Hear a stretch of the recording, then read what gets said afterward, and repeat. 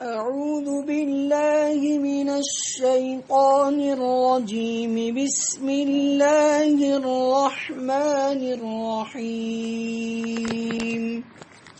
إنا أنزلناه في ليلة القدر وما أدراك ما ليلة القدر. ليلة القدر خير من 1000 شهر. تنزل الملائكة والروح فيها بإذن ربهم من كل أمر. سلام هي حتى مطلع الفجر. صدق الله العظيم. نحمده ونصلي على رسوله الكريم. أما بعد، أعوذ بالله من الشيطان الرجيم. بسم الله الرحمن الرحيم. إنا أنزلناه في ليلة القدر. ليلة القدر خير من 1000 شهر. صدق الله العظيم. آپ حضرات کو معلوم ہے کہ گجرات کا جب سفر شروع ہوا، یعنی وہاں جب جانے لگا کہ حضرت مولانا مفکر اسلام سید ابوالحسن ندوی کے یہاں جانا بند ہو گیا، جبکہ میں ہر شب قدر کو وہاں جاتا تھا.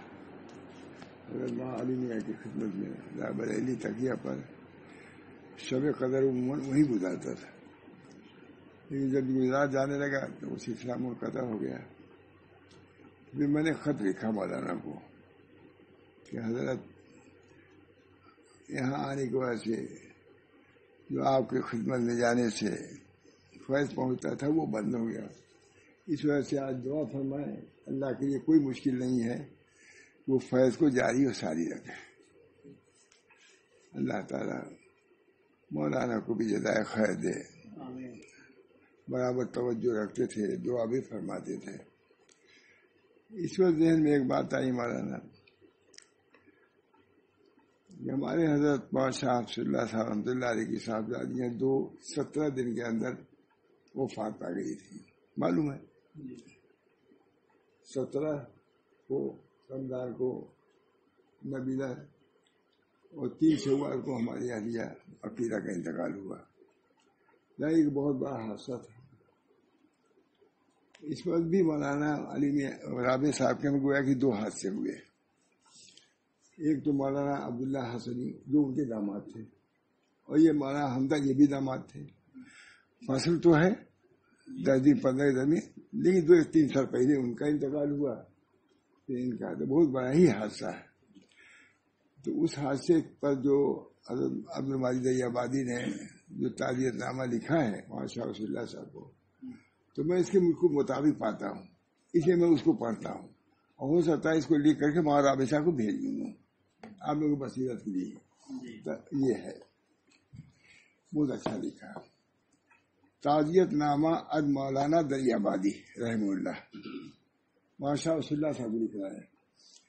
آپ کے ابتلاء عظیم کا حال آپ کے ایک مستشرق کے خط سے ابھی علم میں آیا. انا للہ و انا الیہ راجعون. اللہ آپ کے مرتبہ کو زیادہ سے زیادہ بلند کرے. یہ کتنا اچھا لکھا ہے.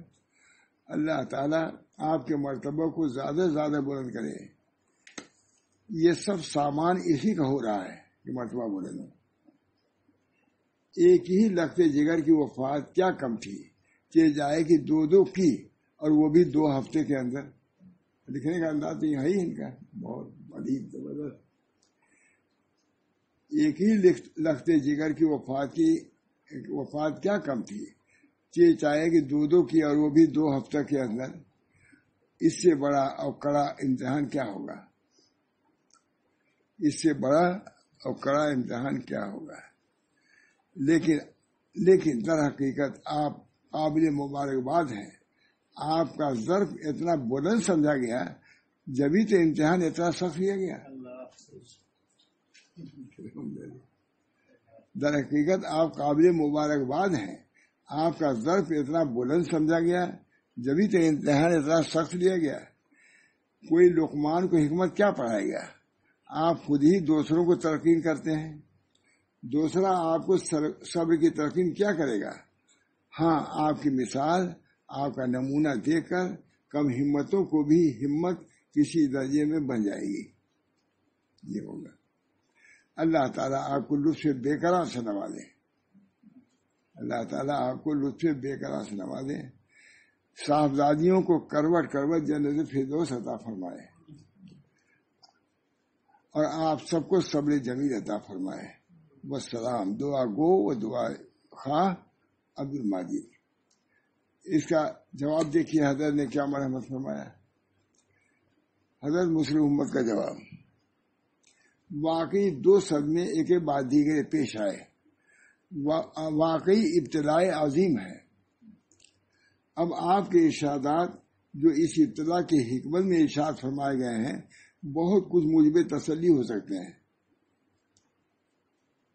میں تو اپنے کو ایسا کیسے خیال کر سکتا ہوں، مگر اکابر کے ارشادات کے سوا اور کیا موجب تسلی ہو سکتا ہے. آپ نے کہا ہے، سمجھے نا، خط سرانے رکھ لیا ہے، گائے گائے دیکھتا ہوں اور تسلی کر دیتا ہوں.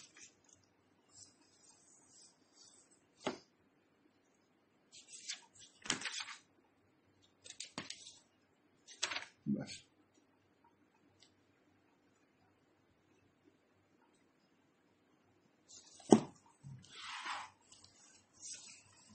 ٹھیک ہے جی. آ گیا. ہاں جی. مضمون دوسرا سنانے والا تھا، یہ میں نے کہا اس کے مناسب یہی ہے. انا انزلنا کی سورہ کی تفسیر بہت آسان طریقے سے لکھا، سنا دوں. بسم اللہ الرحمن الرحیم. سورۃ القدر مکہ معظمہ میں نازل ہوئی ہے. اس میں 5 آیات ہیں. شروع اللہ کے نام سے جو بڑا مہربان نہایت رحم والا ہے. بسم اللہ الرحمن الرحیم کا ترجمہ: شروع اللہ کے نام سے جو بڑا مہربان نہایت رحم والا ہے. بسم اللہ الرحمن الرحیم کا ترجمہ تو یاد رہنا چاہیے. شروع اللہ کے نام سے جو بڑا مہربان نہایت رحم والا ہے. بے شک ہم نے قرآن کو شب قدر میں نازل کیا ہے، اور آپ کو معلوم ہے کہ شب قدر کیا ہے. اور آپ کو معلوم ہے کہ شب قدر کیا ہے. شب قدر 1000 مہینوں سے بہتر ہے. اب سب کو تھوڑی یاد رہتا، یہ سنا دینا چاہیے اسی موقع پر. بالکل سنانے والا اس کو نہیں تھا. میں نے کہا کہ یہ تو خاص ہے، سنا دیا جائے، قرآن پاک کا ترجمہ ہو جائے. اس سے بڑھ کے بات کیا ہوگا. میں دوسرا سنانے والا. شب قدر کیا ہے؟ آپ کو معلوم ہے کہ شب قدر کیا ہے. شب قدر 1000 مہینوں سے بہتر ہے. اس میں فرشتے اور روح القدس اپنے رب کے حکم سے ہر امر کو لے کر اترتے ہیں. وہ سراپا سلامتی ہے. وہ فجر کے طلوع تک رہتی ہے. یہ رات سلامتی ہے. اللہ ہم سب کو سلامتی دے دے. تصور کیجئے ابھی اسی رات میں ہم لوگ ہیں نا، تو دعا کرنا چاہیے نہیں. اللہ ہم کو کوئی بھائی نہیں بول سکتا. اللہ اسی وقت دے دے ہم سب لوگوں کو سلامتی. فیصلہ کر دے کہ سب کو سلامتی دے دی. ہم نے جیل میں رہتے ہیں بہت سے مجرم، ایک بار حکم ہوتا ہے نکل جا، تم کو رہائی دے دیا، ہوتا کہ نہیں؟ کوئی وجہ ہوئی تو اللہ جو ارحم الراحمین ہے، احکم الحاکمین، جو چاہے فیصلہ کر دے. اگر یہی فیصلہ کر دے کہ ہم سب کو اللہ سلامتی دے، ہمارے متبعین کو بھی، ہمارے اعزہ کو بھی، ہمارے احباب کو بھی، بلکہ سارے عالم کے مسلمانوں کو، تو کوئی تعجب نہیں اور کوئی بئی نہیں اللہ کے لیے. ایشور سلامتی دے دے. آدھی رات کے بعد کا وقت بھی ہے یہ. اللہ ہم سب لوگوں کو ایشی دے دے. اوپر سورۃ القدر کا ترجمہ ہو گیا ہے، جس میں قرآن مجید نازل فرمانے کا اور شب قدر کی برکات کا تذکرہ فرمایا ہے.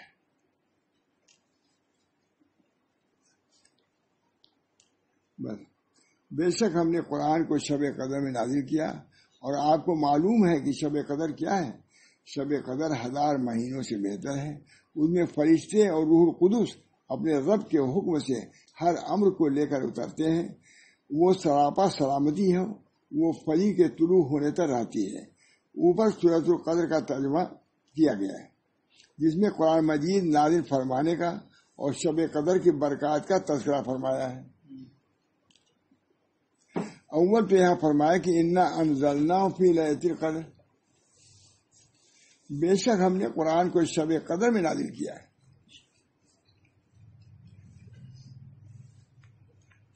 قرآن مجید تھوڑا تھوڑا کر کے 23 سال میں نازل ہوا ہے۔ پھر شب قدر میں نازل ہونے کا کیا مطلب؟ ہمیشہ ہوتا ہی ہے، سنا ہوگا اور بھی۔ شب قدر میں نازل کیا، جبکہ سب کو معلوم ہے کہ 23 سال میں نازل ہوا ہے، ٹکڑے ٹکڑے کر کے۔ اس کے بارے میں حضرات مفسرین کرام نے فرمایا ہے کہ پورا قرآن مجید لوح محفوظ سے اتار کر سمائے دنیا یعنی قریب والے آسمان میں اتار دیا گیا ہے، وہاں بیت العزت میں رکھ دیا گیا ہے۔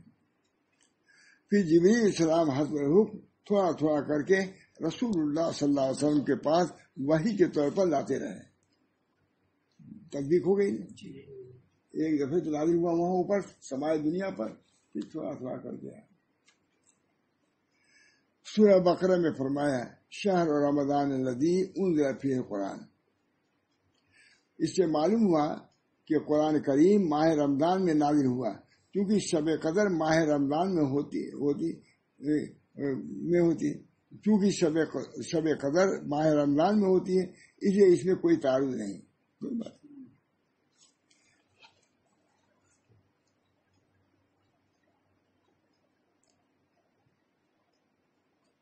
سے معلوم ہوا کہ قرآن کریم ماہ رمضان میں، کیونکہ شب قدر ماہ رمضان میں ہوتی ہے، اس لیے اس میں کوئی تعارض نہیں۔ شب قدر کے فضیلت بتاتے ہوئے اول تو سوال کے پیرائے میں اس کی اہمیت بتائی، ما لیلۃ القدر، فرمایا کہ وما ادراک ما لیلۃ القدر، اور کیا آپ کو معلوم ہے کہ شب قدر کیا ہے؟ اس کے بعد ارشاد فرمایا لیلۃ القدر خیر من الف شہر۔ اہمیت کے لیے پہلے سوال کیا، اس کے بعد اس کا جواب خود اللہ نے دیا۔ شب قدر 1000 مہینوں سے بہتر ہے۔ اس کا مطلب یہ ہے کہ کوئی شخص 1000 مہینے تک اعمال صالحہ میں مشغول رہے جن میں شب قدر نہ ہو، اور کوئی شخص شب قدر میں مشغول عبادت رہے تو اس کا یہ عمل 1000 ماہ اعمال صالحہ میں لگے رہنے والے شخص سے افضل ہوگا۔ دیکھیے بھائی، اللہ تعالیٰ کے دے، اب یہ سب چیزوں کی یاد دہانی ہوتی رہنی چاہیے مجھ سے، یہ نہیں کہ ایک دفعہ 10 سال پہلے سنا دیا تو کافی ہو۔ میں اسی لیے سنا رہا ہوں کہ سنایا تو ہو گئی، قدیم ہے تو سنا، لیکن اس وقت بھی سنا رہا ہے۔ میں دوسرا مضمون سنانے والا تھا، یہ اس کا موقع یہ اسی مرمہ لیے، تو اس کا یہ عمل 1000 ماہ ہمارے صالحہ میں لگے رہنے والے شخص سے افضل ہوگا ایک رات۔ حضرت ابن عباس رضی اللہ تعالیٰ سے روایت ہے کہ رسول اللہ صلی اللہ علیہ وسلم کی خدمت میں بنی اسرائیل میں سے ایک شخص کا ذکر کیا گیا ہے جو فی سبیل اللہ 1000 ماہ تک اپنے کاندھے پر جہاد کے لیے ہتھیار اٹھائے رہا۔ رسول اللہ صلی اللہ علیہ وسلم کی یہ بات پسند آئی اور اللہ تعالیٰ کی بارگاہ میں عرض کیا کہ اے پروردگار، آپ نے میری امت کو دوسری امتوں کے مقابلے میں عمریں کم دی ہیں، اور عمریں کم ہونے کی وجہ سے ان کے اعمال بھی کم ہوں گے، ان کے لیے بھی زیادہ ثواب کی کوئی سبیل ہونی چاہیے۔ نبی صلی اللہ علیہ وسلم، اس پر اللہ تعالیٰ نے آپ کو شب قدر نازل فرمائی اور ارشاد فرمایا کہ شب قدر 1000 مہینوں سے بہتر ہے۔ 1000 مہینے کی 83 سال اور 4 مہینے ہوتے ہیں۔ پھر شب قدر کو 1000 مہینے کے برابر نہیں بتایا، بلکہ 1000 مہینے سے بہتر بتایا ہے۔ کس قدر بہتر ہے، علم اللہ ہی کو ہے، جو بھی بہتر ہے، کتنا بہتر ہے کیا یہ نہیں بتایا۔ مومن بندوں کے لیے شب قدر بہت خیر و برکت کی چیز ہے۔ مومن بندوں کے لیے شب قدر خیر و برکت کی چیز ہے۔ ایک رات جا کر عبادت کر لیں اور 1000 مہینوں سے زیادہ عبادت کا ثواب پا لیں، اس سے بڑھ کر اور کیا چاہیے۔ اسی لیے تو حدیث شریف میں آیا ہے من حرم فقط حرم الخیر کلہ ولا یحرم خیر الا کل محروم، یعنی جو شخص شب قدر سے محروم ہو گیا ہے گویا پوری بھلائی سے محروم ہو گیا ہے. ابھی سننے کی بات تھی کہ نہیں؟ سننے کی ہمارے سنانے کی بات تھی. گویا پوری بھلائی سے محروم ہو گیا ہے. اور شب قدر کی خیر سے وہی محروم ہوتا ہے جو کامل محروم ہو. ابن ماجہ کی روایت. کامل محروم وہ شخص ہے جو شب قدر کی خیر سے محروم ہو گیا. اللہ ہم سب کو محروم نہ فرمائے. مطلب یہ ہے کہ چند گھنٹے کی رات ہوتی ہے، اس میں عبادت کرنے سے 1000 مہینے سے زیادہ عبادت کرنے کا ثواب ملتا ہے. چند گھنٹے بیدار رہ کر نفس کو سا بجھا کر عبادت کر لینا کوئی ایسی قابل ذکر تکلیف نہیں جو برداشت سے باہر ہو. معاشی کے راہی اور کوئی نہیں لکھے گا اسے. پاکستان کے عالم ہیں وہاں کے لوگوں کو سمجھانے کے لیے کہ سمجھ لو. عبادت کرنے کوئی ایسی قابل ذکر تکلیف نہیں ہے جو برداشت سے باہر ہو. تکلیف ذرا سی اور ثواب بہت بڑا. اگر کوئی شخص 1 پیسہ تجارت میں لگا دے اور 20 کروڑ روپے کا نفع پائے اس کو کتنی خوشی ہوگی. اور جس شخص کو اتنے بڑے نفع کا موقع ملا پھر اسے توجہ نہ کی، اس کے بارے میں یہ کہنا بالکل صحیح ہے کہ وہ پورا اور پکا محروم ہے. اللہ ہم سب کو محفوظ رکھے. محرومی سے اللہ بچائے. خوشی تو ہو رہی ہے لیکن دعا کی اس کے باوجود اللہ تعالیٰ ہم لوگ کہتے ہیں اتنا خلوص دے دے. اللہ تعالیٰ قبول بھی فرمانے اور اجر سے ہم لوگوں کو مشرف فرما دے. پہلی امتوں کی عمریں زیادہ ہوتی تھی. اس امت کی عمر بہت سے بہت 70-80 سال ہوتی ہے. اللہ پاک نے یہ احسان فرمایا ہے کہ ان کو شب قدر عطا فرما دی اور ایک شب قدر کی عبادت کا درجہ 1000 مہینوں کی عبادت سے زیادہ کر دیا. محنت کم ہوئی، وقت بھی کم لگا اور ثواب میں بڑی بڑی عمر والی امتوں سے بڑھا دیا. اللہ اس امت پر اللہ تعالیٰ کا خاص فضل و انعام ہے. فللہ الحمد علی ما آتا و انعم و اکرم. فللہ الحمد علی ما آتا و انعم و اکرم. اللہ تعالیٰ کا فضل ہے کہ انہوں نے ہمارے کو انعام کیا، اکرام فرمایا. حضرت عائشہ رضی اللہ تعالیٰ نے بیان کیا ہے کہ رسول اللہ صلی اللہ علیہ وسلم نے ارشاد فرمایا کہ رمضان کے آخری عشرے کی تاک راتوں میں شب قدر کو تلاش کرو. یعنی ان راتوں میں محنت کے ساتھ لگو. حضرت عائشہ سے کہہ رہا ہے. اب ہم لوگ کہہ سکتے ہیں اپنے گھر والوں کو اس کو کہہ سکتے ہیں نہیں. آخری ارشاد پر حضرت عائشہ سے کتنی پیاری حضرت عائشہ نے بیان کیا کہ رسول اللہ صلی اللہ علیہ وسلم نے ارشاد فرمایا کہ رمضان کے آخری عشرہ کی تاک راتوں میں شب قدر کو تلاش کرو. یعنی ان راتوں میں محنت کے ساتھ لگو. ان میں سے کوئی نہ کوئی رات شب قدر ہوگی، کیونکہ بعض روایات میں 27ویں شب کا خصوصی ذکر آیا ہے. یہ 27ویں رات، اس لیے اس میں شب بیداری کرنا یعنی نماز اور تلاوت اور ذکر میں لگے رہنے کا خصوصی اہتمام کرنا چاہیے. آگے نا دعا کرو توفیق ہو جائے. یہ تو سنی رہے، یہ بھی عبادت ہی ہے. دائیا جذبہ پیدا ہو رہا ہے کیونکہ بعض روایات میں 27ویں شب کا خصوصی ذکر آیا ہے. اس لیے اس میں شب بیداری کرنا یہ نماز اور تلاوت اور ذکر میں لگے رہنے کا خصوصی اہتمام کرنا چاہیے. حضرت ابو ہریرہ سے روایت ہے کہ رسول اللہ صلی اللہ علیہ وسلم نے ارشاد فرمایا جسے ایمان کے ساتھ ثواب کی امید رکھتے ہوئے رمضان کے روزے رکھے اس کے پچھلے گناہ معاف کر دیے جائیں گے. بہت رمضان ایمان و احتساب غفر له حدیث مشہور ہے. معاف کیا. اور جسے رمضان کی راتوں میں ایمان کے ساتھ اور ثواب سمجھتے ہوئے نمازوں میں قائم کیا اس کے پچھلے گناہ معاف کر دیے جائیں گے. یہ بھی ہے. اور جسے ایمان کے ساتھ ثواب کی امید رکھتے ہوئے شب قدر میں قیام کیا یعنی نمازیں پڑھتا رہا اس کے پچھلے گناہ معاف کر دیے جائیں گے. دیکھیے پورے رمضان کے لیے بھی اس کے لیے جو قیام کرنے کا مطلب یہ ہے کہ نماز میں کھڑا رہے، نہیں نماز کھڑے ہو گئے کچھ پڑھیں. اور اسی حکم میں یہ بھی ہے کہ تلاوت اور ذکر میں مشغول ہو اور ثواب کی امید رکھنے کا مطلب یہ ہے کہ ریا وغیرہ کسی طرح کی خراب نیت سے عبادت میں مشغول نہ ہو. اور ثواب کی امید رکھنے کا مطلب یہ ہے کہ ریا وغیرہ کی کسی طرح خراب نیت سے عبادت میں مشغول نہ ہو، بلکہ اخلاص کے ساتھ محض اللہ کی رضا اور ثواب کی نماز کی نیت سے عبادت میں لگا رہے. اللہ اسی توفیق ہم لوگ. علماء نے فرمایا ہے کہ ثواب کا یقین کر کے بشاشت قلب سے کھڑا ہو، بوجھ سمجھ کر بددلی کے ساتھ عبادت میں نہ لگے. ثواب کا یقین اور اعتقاد جس قدر زیادہ ہوگا اتنے ہی عبادت میں مشقت کا برداشت کرنا سہل ہوگا.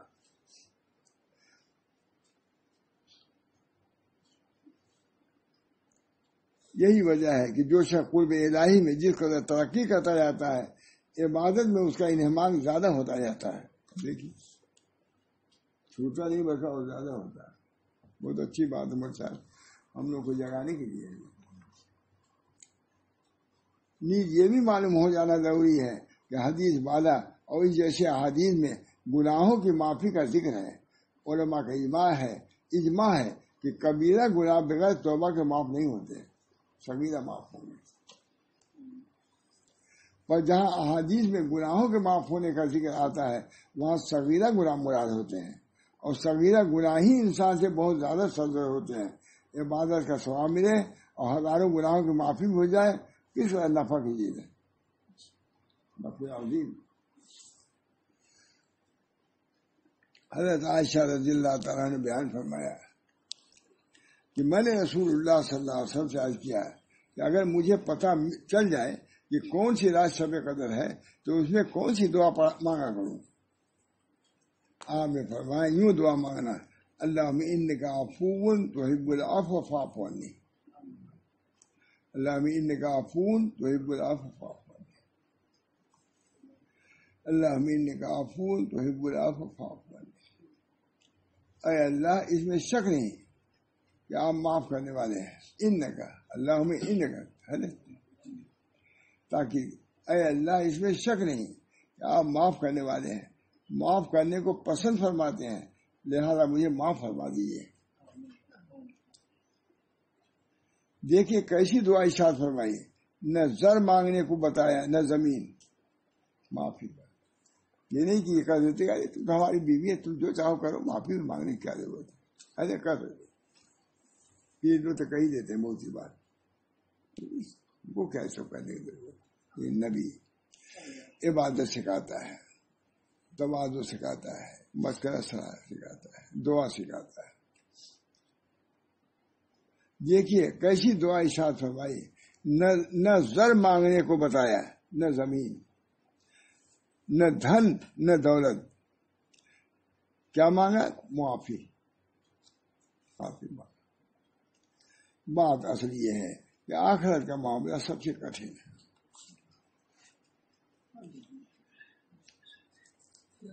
بات اصل یہ ہے کہ آخرت کا معاملہ سب سے زیادہ کٹھن. وہاں اللہ کے معاف فرمانے سے کام چلے گا. اگر معافی نہ ہوئی اور خدا نہ خواستہ عذاب میں گرفتار ہوئے تو دنیا کے ہر نعمت اور دولت اور ثروت بیکار ہو جائے گی. اصل شے معافی اور مغفرت ہی تو ہے.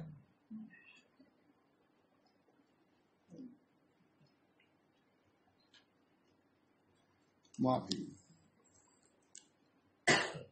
لڑائی جھگڑے کا اثر. حضرت عبادہ فرماتے ہیں نبی کریم صلی اللہ علیہ وسلم ایک دن اس لیے باہر تشریف لائے کہ ہمیں شب قدر کی اطلاع فرمائیں. دن میں نبی صلی اللہ علیہ وسلم ایک دن اس لیے باہر تشریف لائے کہ ہمیں شب قدر کی اطلاع فرمائیں، مگر دو مسلمانوں میں جھگڑا ہو رہا تھا. حضرت صلی اللہ علیہ وسلم نے ارشاد فرمایا کہ میں اس لیے آیا تھا کہ تمہیں شب قدر کی اطلاع دوں، مگر فلاں شخصوں میں جھگڑا ہو رہا تھا جس کی وجہ سے اس کی تعین میرے ذہن سے اٹھا لی گئی.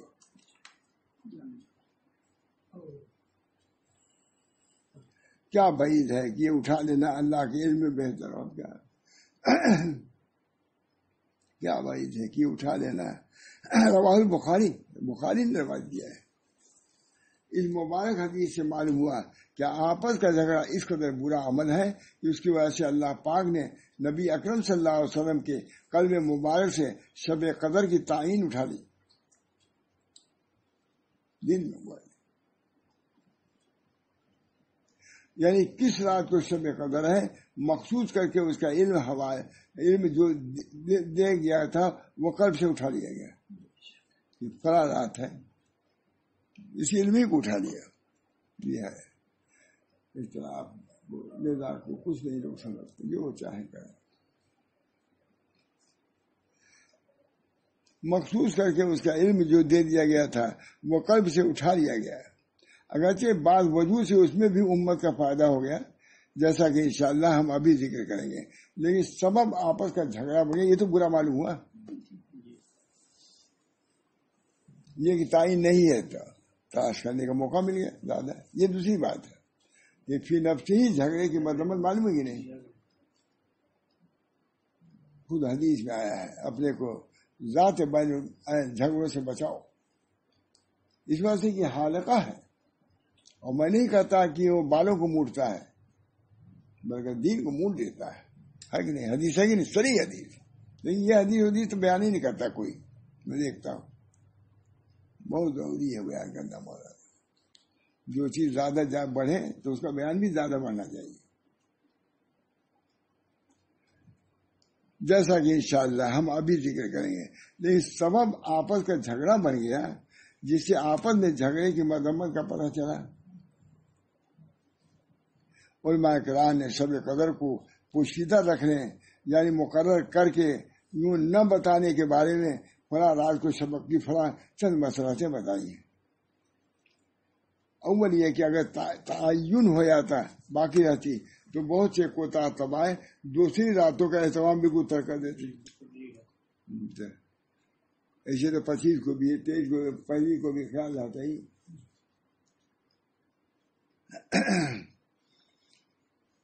اور موجودہ صورت میں اس اعتبار پر شاید آج ہی شب قدر ہو متعدد راتوں میں عبادت کی توفیق نصیب ہو جاتی. ایک ایسی شروع کر دیتے ہیں بہت سے لوگ. میں مفتی فخر الاسلام صاحب تھے آئے صبح 21 کے. اب ہم جو منتظر تھے کہ 23 سے صبح پر مذاق آدمی تھے کہا رہے وہ گزر گئی اب گناہ کیجیے آپ لوگ. یہ مطلب 21 پر مذاق آدمی تھے بہت کہتے 21 کو گزر گئی آپ گناہ کیجیے آپ لوگ 21 کو 23 کو. دوسری یہ کہ بہت سے لوگ ایسے ہیں جو معاشی یعنی گناہ کے بغیر نہیں رہتے. تعین کی صورت میں اگر باوجود معلوم ہونے کے معاشیت کی ضرورت کی جاتی تو یہ بات سخت اندیشہ ناک ہوتی.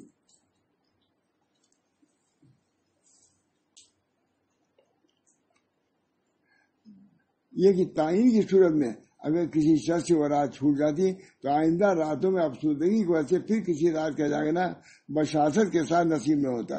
اور اب بشاشت کے ساتھ رمضان کی چند راتوں کی عبادت شب قدر کی تلاش میں نصیب ہو جاتی ہے. جو بھی چوتھی یہ کہ جتنی راتیں طلب میں خرچ ہوتی ہیں ان سب کا مستقل ثواب علیحدہ ملتا ہے. یہ کہ رمضان کی عبادت میں حق تعالیٰ جل شانہ ملائکہ و تفاخر فرماتے ہیں. لیکن شب قدر میں جو کیا وہ تو ثواب، لیکن اور راتوں میں جو کیا اس کا بھی ثواب ملے گا. اس صورت میں تفاخر کا موقع زیادہ ہے کہ باوجود معلوم نہ ہونے کے محض احتمال پر رات بھر جاگتے ہیں اور کئی رات جاگتے ہیں اور عبادت میں مشغول رہتے ہیں. اور ان کے علاوہ اور بھی مسائل ہو سکتے ہیں. جھگڑے کی وجہ سے اس خاص رمضان مبارک میں تعین بھلا دی گئی اور اس کے بعد مسائل مذکورہ یا دیگر مسائل کی وجہ سے ہمیشہ کے لیے تعین چھوڑ دی گئی. اس میں بھی امت کے لیے خیر ہی ہے جو بھی ہو. تو تنزل الملائکۃ والروح فیہا بإذن ربہم من کل امر. اس رات میں فرشتے اور روح القدس اپنے پروردگار کے حکم سے ہر امر کو لے کر اترتے ہیں. ملائکہ کے ساتھ روح بھی فرمایا جسے جمہور علماء کے نزدیک حضرت جبریل اسلام مراد ہے اور ملائکہ اس کے ساتھ جبریل اسلام بھی ہے. اسی لیے ترجمہ لفظ روح القدس اختیار کیا گیا ہے. بعض حضرات نے روح کا ترجمہ رحمت بھی کیا ہے. بالکل امر کی تفسیر کے بارے میں روح معنی میں چند اقوال لکھے ہیں. ان میں سے ایک یہ ہے یہ فرشتے اللہ کی طرف سے ہر طرح کی خیر و برکت لے کر کے نازل ہوتے ہیں.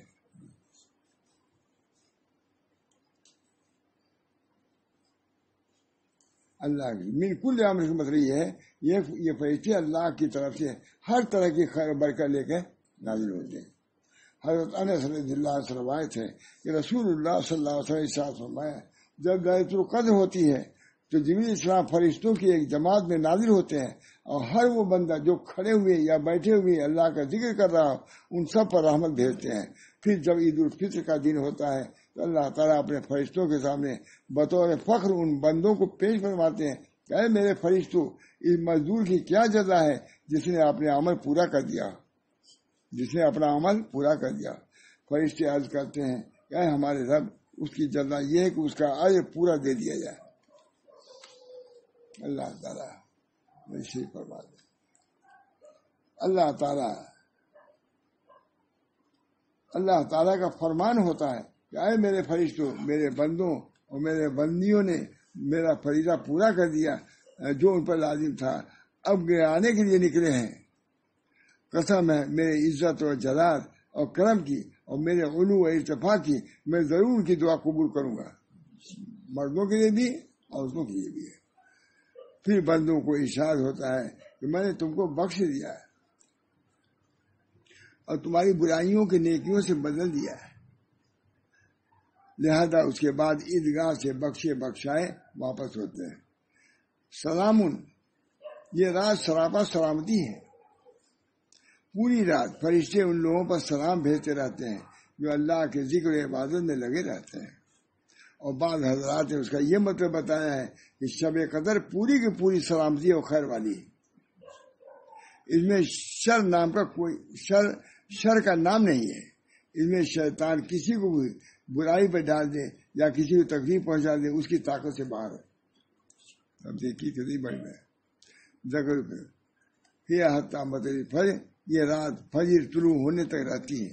اس میں یہ بتا دیا کہ لیلۃ القدر کی رات کسی حصے کے ساتھ مخصوص نہیں ہے، شروع حصے سے لے کر صبح صادق ہونے تک برابر شب قدر اپنی خیرات اور برکات کے ساتھ باقی رہتی ہے.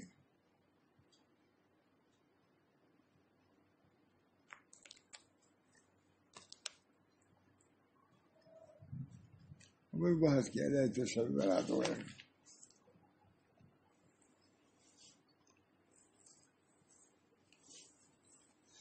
اخیر میں لکھ رہا ہے جس قدر ممکن ہو سکے شب قدر کو عبادت میں گزارے.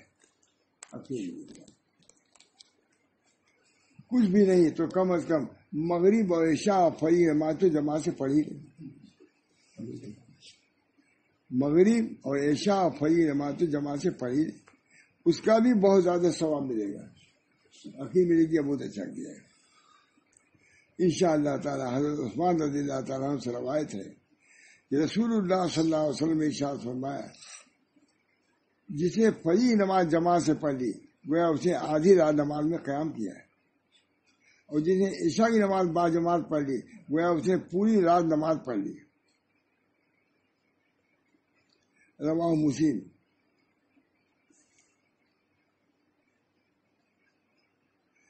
وهذا آخر تفسير سورة القدر والحمد لله الذي أكرم هذه الأمة بها وأنعم عليها والصلاة والسلام على سيد الرسول الذي أنزلت عليه وجاء بها وعلى آله وصحبه ومن تلاها وعمل بها.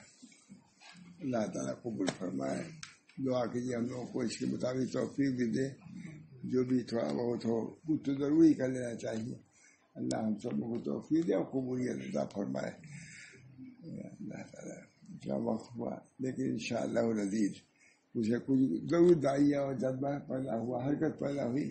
اللہ عمل کی توفیق دے ہم کو بھی، ہمارے تمام متعلقین کو بھی، پورے سارے عالم کو بھی. پریشانی کا عالم ہے وہ صاحب، بہت زیادہ تلے ہوئے ہیں یہودی، مسلمانوں کو ختم کر دے. اللہ ان کے شر سے محفوظ رکھے. نمازوں کے اندر حملہ کر رہا ہے، بہت پریشانی ہے. اس رات میں ان کے لیے بھی دعا کیجیے اور جو یہاں پریشانیاں ہیں ان کے لیے بھی دعا کیجیے.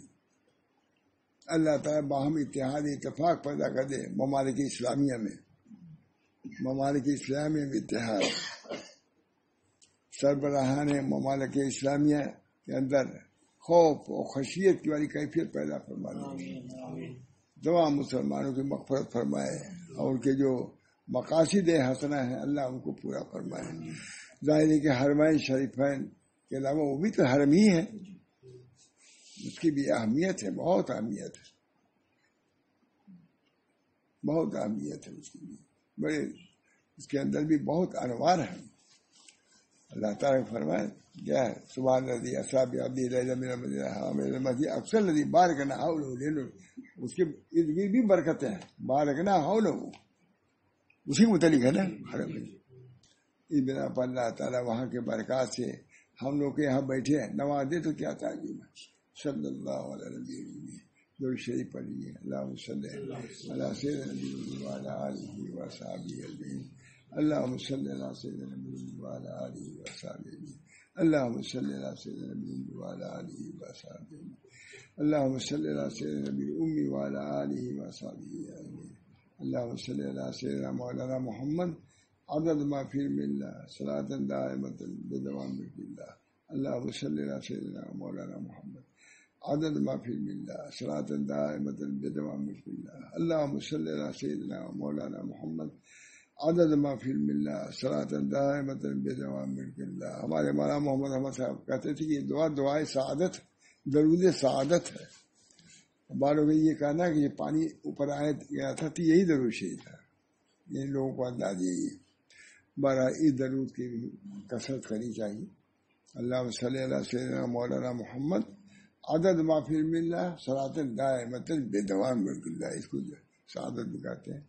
بعد میں انہوں نے لکھا تھا یہ ہم لوگ خاطر سے معامل ہے، آپ لوگ بھی کچھ پڑھ لیا کیجیے، اس کو دعا کیجیے اللہ تعالیٰ سے تمام مقاصد حسنہ میں ہم کو کامیابی فرمائے، اپنی محبت و نسبت سے سرفراز فرمائے اور اپنی عبادت کی ذرائع توفیق مرحمت فرمائے، اس رات میں بھی اس کے بعد بھی ہم کو، ہمارے تمام اولاد کو، ذریات کو اللہ تعالیٰ اپنی محبت نسبت سے سرفراز فرمائے اور عبادت کی زیادہ توفیق مرحمت فرمائے، اپنے ذکر کی اور فکر کی اور عنابت کی توفیق مرحمت فرمائے اور خاص رحمت کا معاملہ فرمائے۔ الہی مقصود منطوی و رضایت محبت و معرفت خود دے، ربنا تقبل منا انک انت السمیع العلیم برحمتک یا ارحم الراحمین، بحرمت سید نبی کریم صلی اللہ علیہ وسلم۔